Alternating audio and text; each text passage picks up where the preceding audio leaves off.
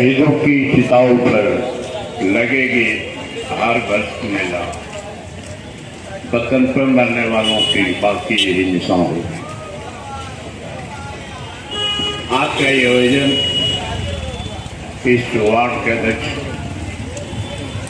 भाई सदाम द्वारा बुलाया गया एक महती आम सभा है।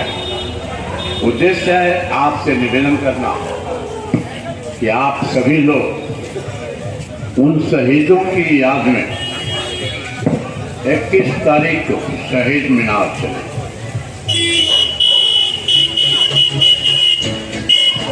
मैं कुछ कहूं उससे पहले मैं एक बात कहना चाहूंगा कि आज भी जो हमारे सामने साथी बैठे हुए हैं उनके प्रति मैं शुक्रगुजार हूं कि आज भी वो कांग्रेस के लिए इस मैदान में बैठे।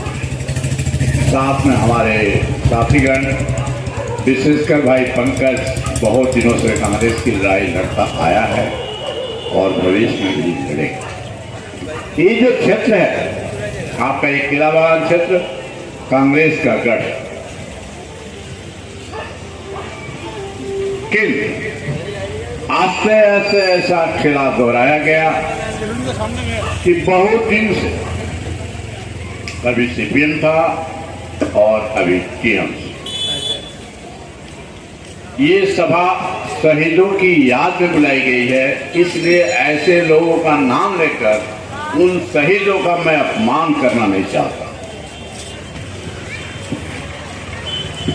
21 जुलाई उस समय सर्वश्री आज के जो बीते कुछ दिन पहले तक मुख्यमंत्री थी, वही कांग्रेस की प्रेसिडेंट अध्यक्ष हुआ करती थी और वही इस सभा को बुलाई थी हमारे वहाँ इंदौर में।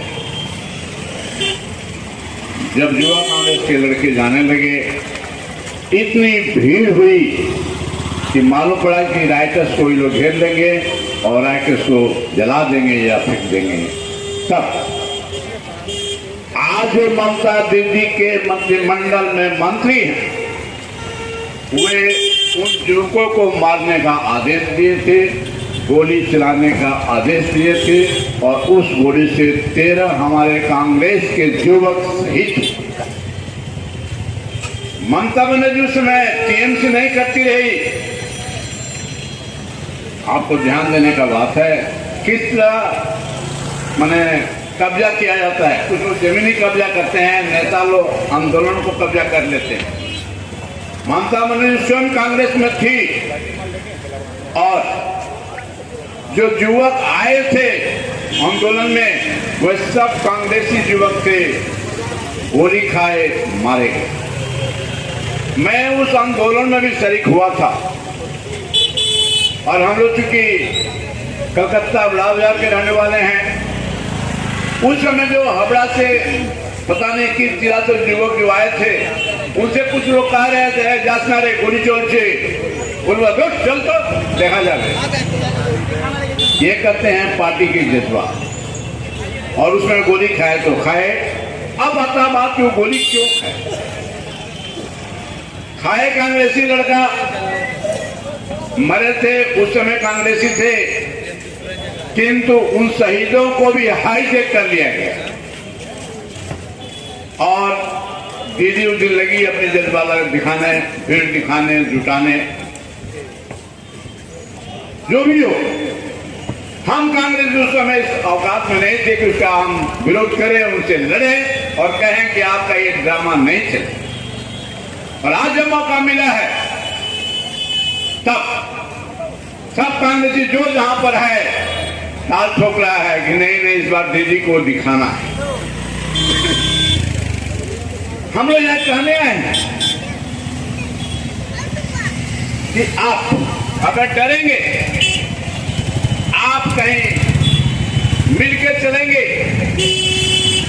तो आने वाला कल में और दुख है। हमसे पहले राजू भाई बहुत कुछ यहाँ के पार्षद के बारे में कह रहे थे। एक पार्षद की बात नहीं है भाई साहब, पश्चिम बंगाल के जितने भी पार्षद हैं कोई इनसे कम नहीं है। ये टीएमसी की जेल। आपका इंडोर स्टेडियम में कांग्रेस का 1998 कोई अधिवेशन था कांग्रेस पार्टी का। राजीव गांधी और इंदिरा गांधी दोनों आए थे। ठीक उसी दिन ममता दीदी महात्मा गांधी के स्टेचू के नीचे बैठकर एक नया पार्टी का उद्घाटन कर रही थी। नाम रखी थी टीएमसी, तृणमूल कांग्रेस। उद्देश्य था मूल्यबोध, राजनीतिक मूल्यबोध। आप ठीक से समझिएगा, राजनीति करने का जो महत्वता है, जो उसका अच्छापन है, उसको दर्शाने के लिए ममता जी ने महात्मा गांधी के स्टेचू के नीचे बैठकर टीएमसी की स्थापना की थी। उर्दू या हिंदी में उसको बोलता तृणमूल कांग्रेस। कांग्रेस को नहीं छोड़ी, वे कभी भी कांग्रेस को नहीं छोड़ी, क्योंकि और कोई साधन ही नहीं। चढ़ेंगे कैसे ऊपर? कांग्रेस को तो रखना ही पड़ेगा साथ में। तब उसका नाम रह गया तृणमूल कांग्रेस। तृणमूल माने होता है घास पात। और जब पावर के पास आया, ऐसा कोई भी पार्षद नहीं है। एक तो आप नजारा देख रहे हैं अपने पड़ोस में, आपके वार्ड में, यहाँ के पार्षद क्या। मैं कहना चाहता हूं कि पश्चिम बंगाल में जितने भी, कलकत्ते में जितने भी पार्षद, ग्राम में मुखिया, प्रधान जो भी हैं, एक तो ऐसा पकड़ा है हावड़ा में कि उसके घर में सोने का खाट बना था। अरे बाप, राजनीति का जितना घटियापन दीदी के राज्य में देखा गया, भारतीय राजनीति में कभी देखा नहीं गया। मेरा बारंबार एक इशारा है कि इस घटियापन से अगर हम सब मुक्त होना चाहते हैं तो 21 तारीख को एक मोहम्मद अली पार्क इस वार्ड के प्रेसिडेंट के नेतृत्व में जो जुलूस निकलेगा, उसमें आप सभी लोग, क्योंकि एक बात को मानिएगा, सब पहले कांग्रेसी हैं। आजकल जितने भी राजनीति से जुड़े हुए लोग हैं वो सब कांग्रेसी हैं। बाद में सुविधा के अनुसार कांग्रेस पार्टी कमजोर हुई, कमाई के लिए, नोचने के लिए, संपत्ति कब्जा करने के लिए दूसरे पार्टी में गए। सब आप अगर आगे बढ़ेंगे और उनके मन में डर होगा, अब ये सब धंधा नहीं चलेगा, तो वो स्वयं कान पकड़ के जो भी चोरी किए हैं आपको देंगे, जो भी दखल किए हैं वो आपको देंगे। मैं इस मन से बहुत कुछ कहने आया हूं, आपको थोड़ा टाइम देकर सुनना चाहिए, या सुनिए, मेरा अनुरोध है। क्योंकि कांग्रेस पार्टी विश्व की सबसे बड़ी पार्टी है। कांग्रेस पार्टी सबसे बड़ी डेमोक्रेटिक पार्टी है और भारत विश्व का सबसे बड़ा डेमोक्रेटिक देश।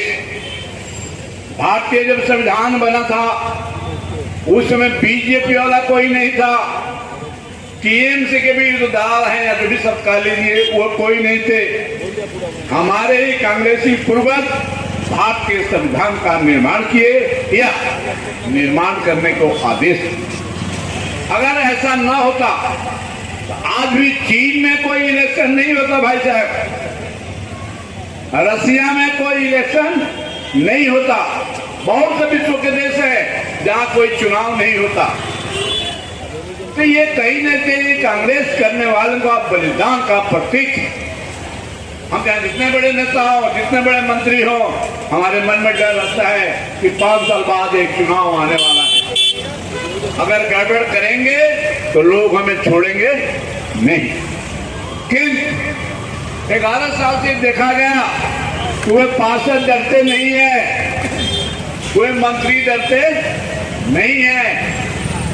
अब छोटी सी बात देखिए, एक थोड़ा सा को इलाका उधर में हमारे जहाँ से पूर्णिमा चक्रवर्ती जीत गई हैं 22,000 वोट से करीब। किसको आ रही है? मंत्री को, जो पूर्णिमा कहीं कुछ नहीं थी राजनीति में। बीजेपी तो एक प्रतीक है भाई साहब। बीजेपी माने ही होता है टीएमसी। टीएमसी और बीजेपी दोनों भाई भाई हैं, ठीक से देखिएगा। समय जब पहला बीजेपी की सरकार बना, उस समय माननीय श्रीमती ममता बनर्जी रेल मंत्री,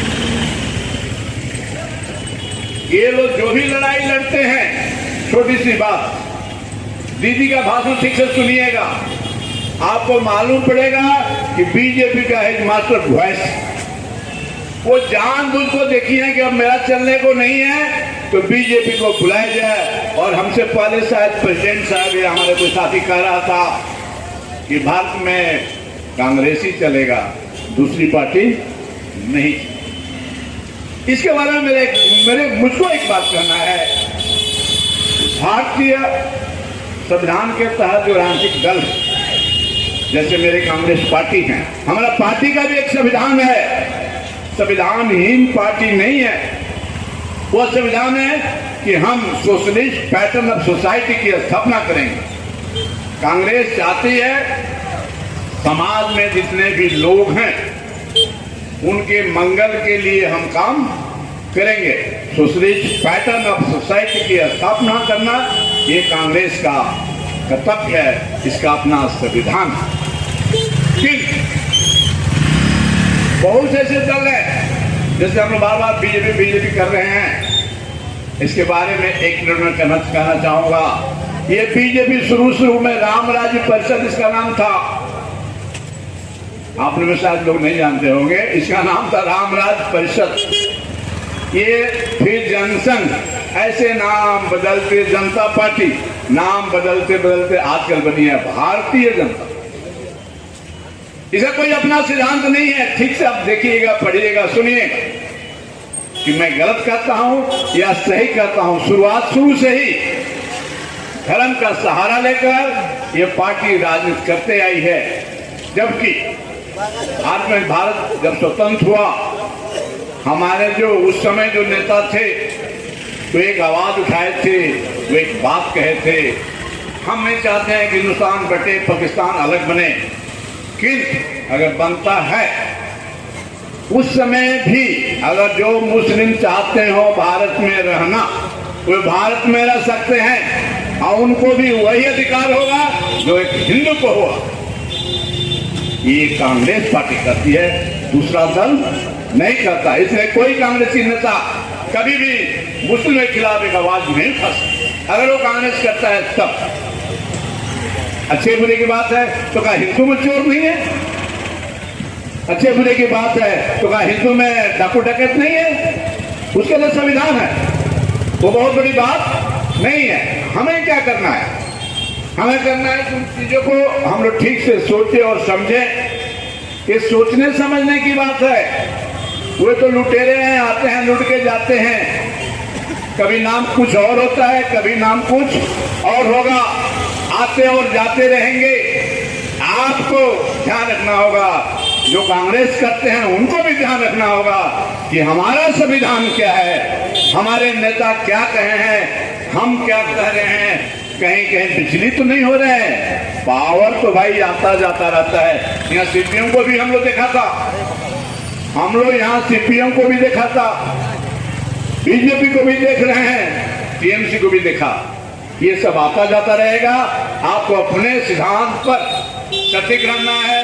और आज मैं एक निवेदन करूंगा कि आप सब 21 तारीख को शहीदों की याद में जो अपना प्राण पार्टी के लिए, देश के लिए दिए हैं, उनको याद करते हुए आप मंगलवार को 1 बजे वहां से मोहद्दल पार्क से जुलूस बनाकर शहीद मीनार चलें और अपनी ताकत को दिखाएं कि हम किसी से कम नहीं।